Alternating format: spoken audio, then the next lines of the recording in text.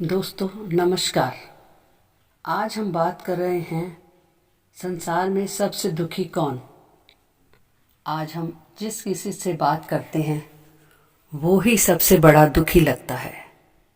किसी को गरीबी का दुख है, किसी को रोग का, किसी को किसी के खोने का डर है, तो कोई अपनों को खो जाने पर दुखी है। आखिर ये दुख है क्या? क्या कोई इंसान ऐसा है जिसके जीवन में कभी कोई कष्ट यानी दुख ना आया हो? नहीं ना।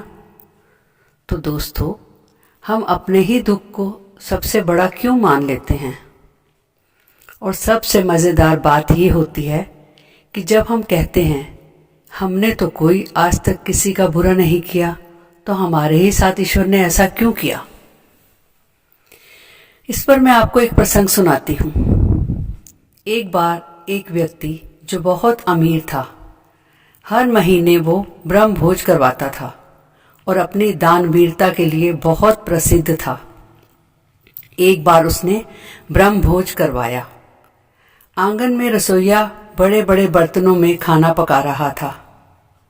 इतने में ही आसमान में एक चील एक विषैले सर्प को अपनी चोंच में दबाकर उड़ रही थी।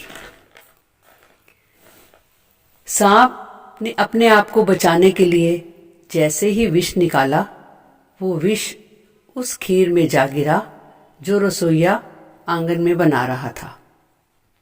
खीर विषैली हो गई, लेकिन रसोइया अनजान था। खाना तैयार हो गया, ब्राह्मणों को भोज कराया गया। खाना खाने के बाद खीर परोसी गई, जिसे सब ने खाकर बहुत तारीफ की। लेकिन जैसे ही खीर समाप्त की, एक एक करके सभी ब्राह्मणों की मृत्यु हो गई। अब वो अमीर व्यक्ति बहुत सोचों में डल गया कि ऐसा क्या हुआ होगा। अब जब ब्राह्मणों की मृत्यु हो गई तो अब धर्मराज सोच में पड़ गए कि इसका दोष वो किसको दे। उस अमीर व्यक्ति को जिसे कुछ भी पता नहीं था, उस रसोइये को जिसने मन से पकवान तैयार किए थे लेकिन वो विषैली खीर के बारे में अनजान था, उस चील को जो अपना भोजन लेकर जा रही थी जिसमें उसका कोई दोष नहीं था, उस सर्प को जिसका काम ही विष निकालना है, उसने भी अब बिना सोचे अपना विष खीर में जब गिरा तो उसको भी नहीं पता था। अब धर्मराज बहुत दुविधा में पड़ गए कि इन सब का दोष किसको दें। अब अगला महीना चढ़ा। उस अमीर व्यक्ति ने फिर ब्रह्म भोज का आयोजन किया तो कुछ ब्राह्मण एक बुढ़िया के घर के आगे रुके और रास्ता पूछने लगे।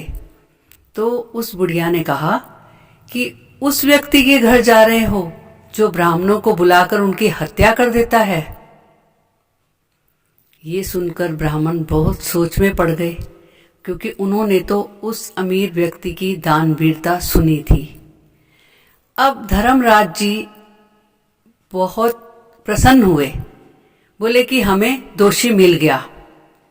जब पूछा गया कि आपको दोषी कैसे मिला, तो बोले उस बुढ़िया के खाते में ये सब पाप डाल दो, क्योंकि बुढ़िया ने बिना सोचे समझे उस व्यक्ति पर ये दोष मढ़ दिया है।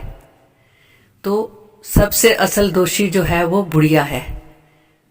तो दोस्तों, आप समझ गए होंगे कि जब हम बिना सोचे समझे कुछ भी बोल देते हैं तो वही हमारा कर्म दोष बन जाता है, जिससे हम अनजान रहते हैं।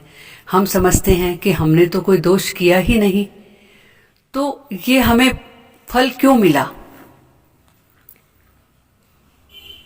जो हमारे जीवन में घटित होता है उसे हम ईश्वर की मर्जी समझकर स्वीकार करते हैं।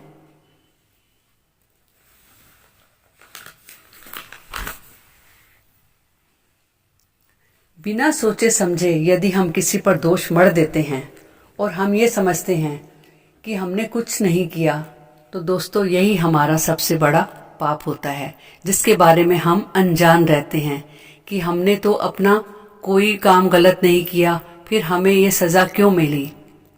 दोस्तों, हमारे कर्म ही हमें सज़ा दिलवाते हैं। हमारा बोल ही हमें नरक और स्वर्ग में पहुंचाता है। और जो हमारे जीवन में घटित होता है वो हमारे कर्मों के अनुसार ही होता है। तो क्यों ना हम जब भी बोलें सोच समझ कर बोलें, हम पहले सोचें समझें फिर किसी के बारे में निर्णय लें।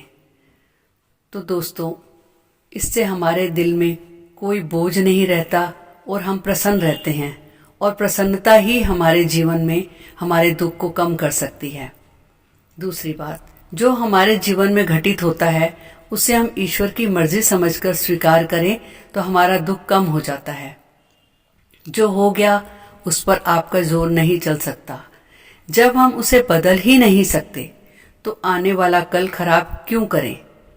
आप दुखी रहेंगे तो आपके आसपास वाले भी आपसे धीरे धीरे दूर होते जाएंगे, क्योंकि दुख में बहुत कम लोग ही आपका साथ देते हैं। तो ऐसा माहौल रखिए कि आपके चेहरे की मुस्कुराहट के आगे दुख भी हंसकर कहे कि अरे मैं तो गलत जगह आ गया। सोचिएगा जरूर।